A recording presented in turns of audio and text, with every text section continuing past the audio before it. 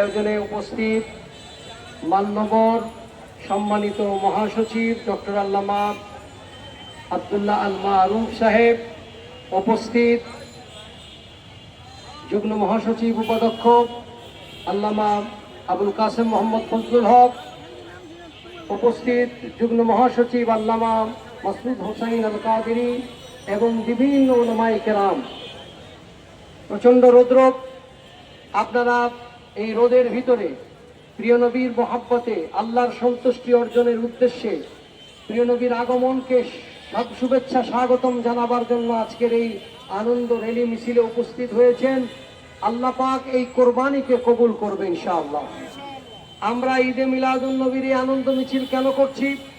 মিলাদুন নবীকে, রাসূলে পাকের আগমনকে মিলাদ, মাওলিদ, মৌলুদ বলা হয়ে থাকে আরবিতে। এই দিনটিকে আমরা ঈদের দিন মনে করে থাকি।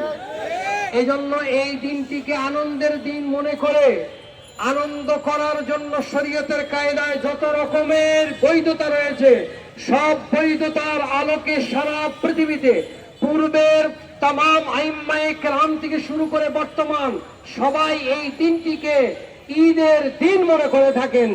এই ঈদের দিনকে মানুষকে সজাগ করার জন্য আজকে আহলে সুন্নাত ওয়াল জামাত কর্তৃক আনন্দ মিছিলের এই ব্যবস্থাপনা করা হয়েছে।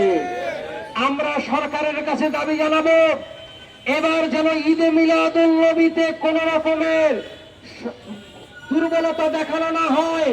আলোকসজ্জা থেকে শুরু করে প্রত্যেকটি সরকারি প্রতিষ্ঠানে পতাকা উত্তোলন থেকে শুরু করে সারা বাংলাদেশের সরকারি সমস্ত জায়গায় ঈদে মিলাদুন নবী উদযাপনের জন্য সরকারি প্রজ্ঞাপন জারি করে তার ব্যবস্থা করতে হবে। আর যে সমস্ত জায়গায় ঈদে মিলাদুন নবীর আনন্দ মিছিল তথা জুলুসকে বাধা দিবে, সরকারিভাবে যদি ব্যবস্থা না নেয়, আহলে সুন্নাত ওয়াল জামাতের কর্মীরা তার ব্যবস্থা নেবে ইনশাআল্লাহ। আমরা এই প্রচন্ড রৌদ্রের ভিতরে দুনিয়ার কোনো আশায় নয়, প্রিয় নবীর আগমনের বার্তা যেন সবার কাছে পৌঁছে দেয়, এই আদর্শ নিয়ে আমরা, এই উদ্দেশ্য নিয়ে আজকে আমরা একত্রিত হয়েছি। আমরা চাই প্রিয় নবীর ভালোবাসা কি এটা যেন সবাই বুঝে, তাহলে দুনিয়াতে কামিয়াব, আখিরাতেও কামিয়াব হওয়া যাবে। আল্লাহ আমাদেরকে বুঝবার তৌফিক দান করুক। এখনই আমাদের মিছিল হবে, তার আগে